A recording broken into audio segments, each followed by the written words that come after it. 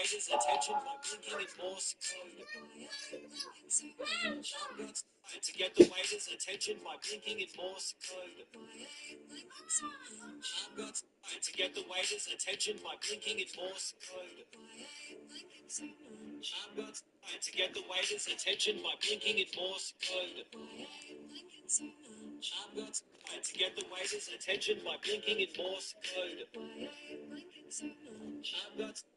You play video games a lot?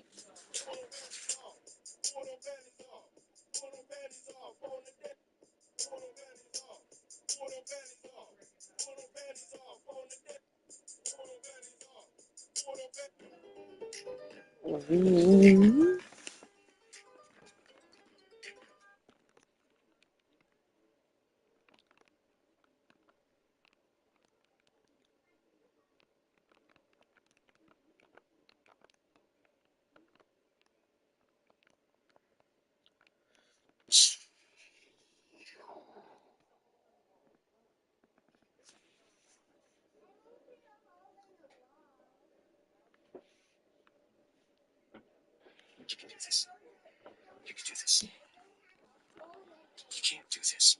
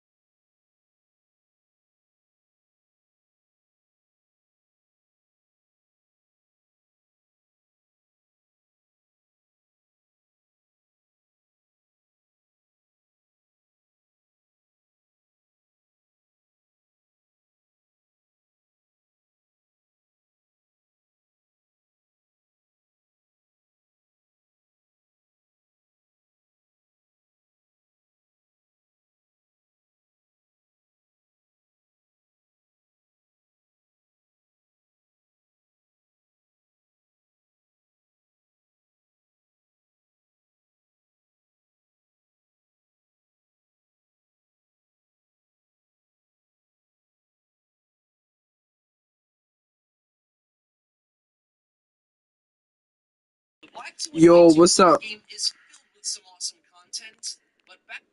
Good. Welcome to chat. If this is under $60, I'm gonna buy it. How are you doing today?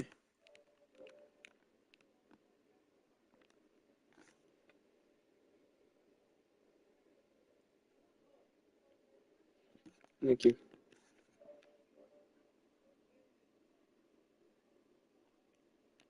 You people watching? Oh my goodness. What's up? What's up? What's up? How y'all doing? Good to see y'all.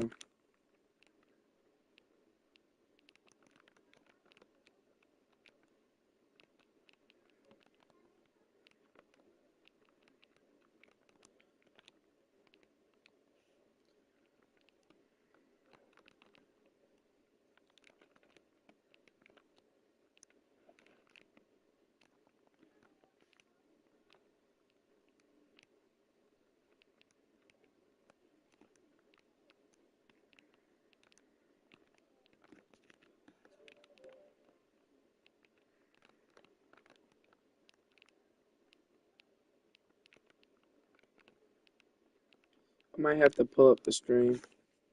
Wait. Yeah, I might have to pull up the stream because it's not anything that's popping up. What's up, guys? What's up?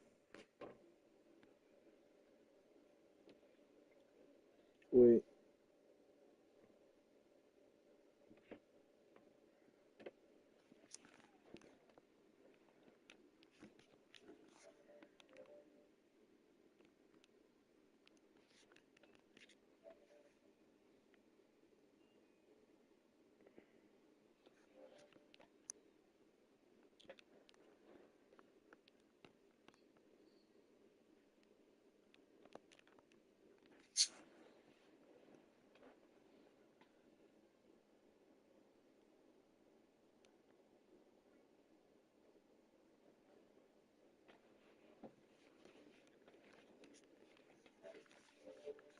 All right, here we go.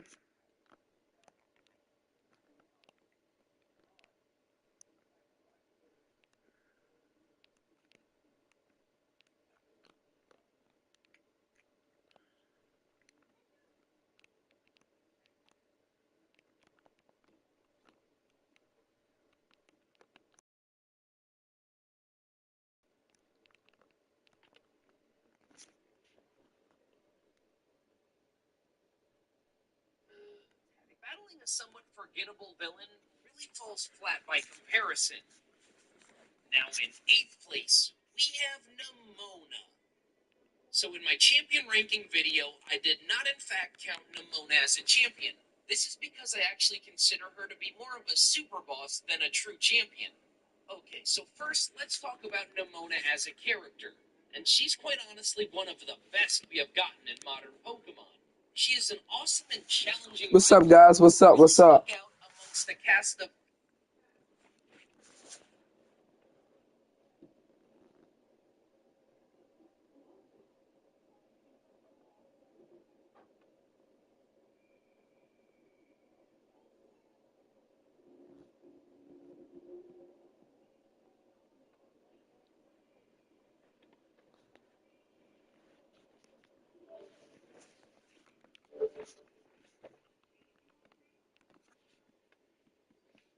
All right, so they will pop up.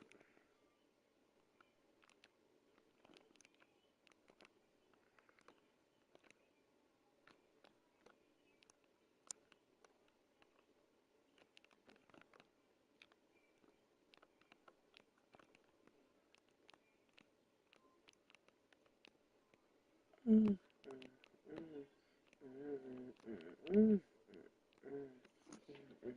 going to school. I just didn't get off. So look, when I was going to sleep, I forgot to put my alarm clock on, and then and I just I didn't wake up. Well, no, You with was me. ready to go? Yeah. I started to wake you up this morning, but your mother was here. And she didn't say anything.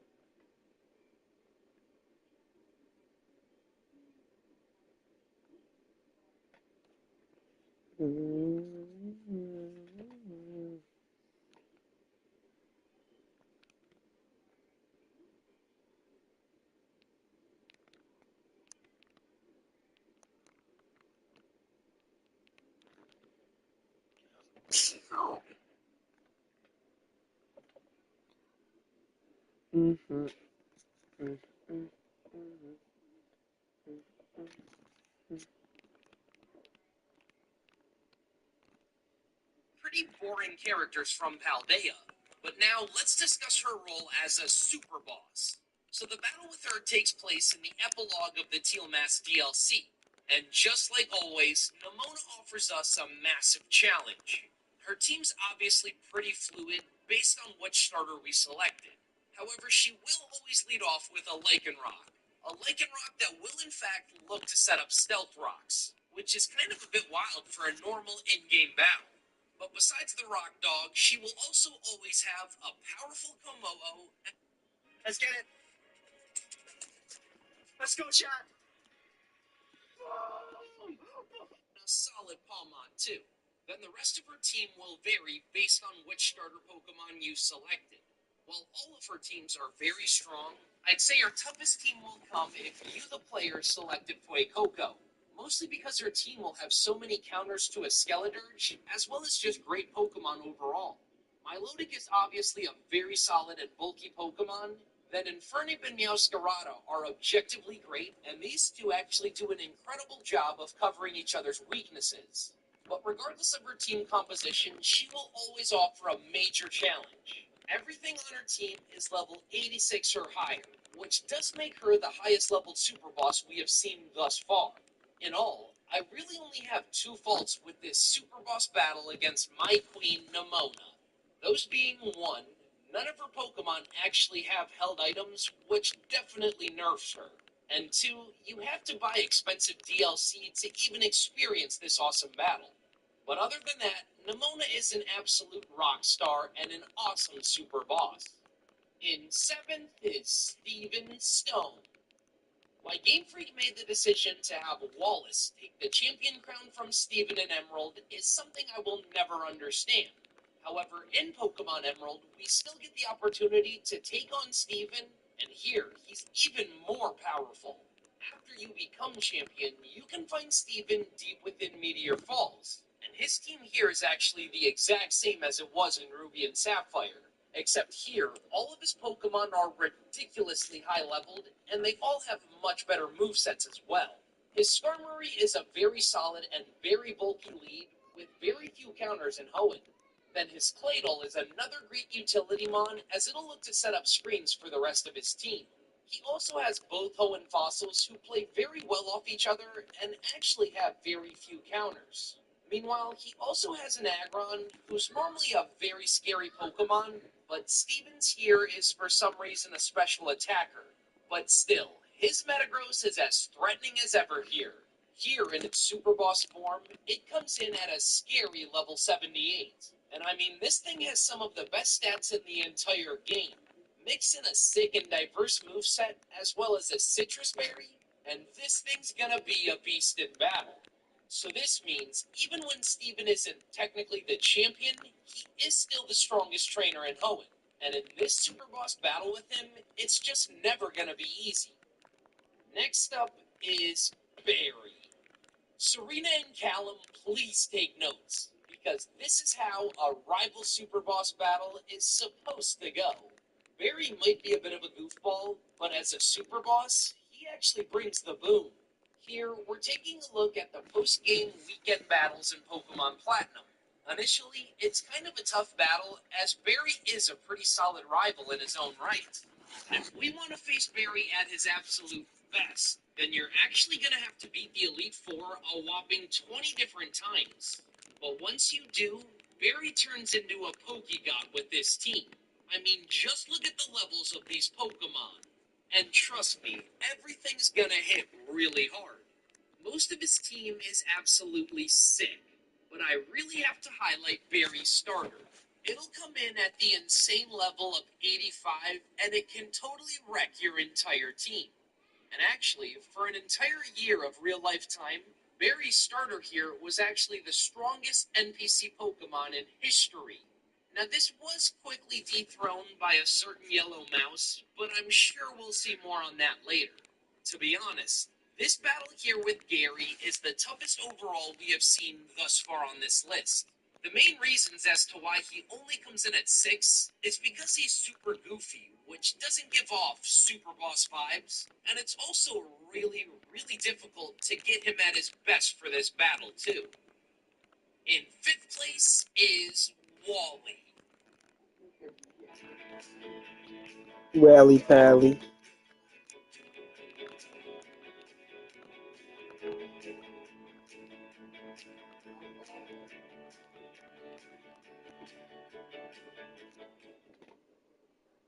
Mina's silver, but he is a... Now, I honestly believe that Wally is the most underrated rival in any Pokemon game. Sure, he's not as iconic as Blue, and he's definitely not as mean as Silver, but he is a really unique character and a pretty powerful rival. And it was really cool to see him grow even more in Omega Ruby and Alpha Sapphire. And it's actually in the remakes where we get to square off with him, where he works as the super boss of those games. Here in this final super boss battle with him, his team is absolutely sick. He actually makes a ton of changes to the team that you saw him use in Victory Road.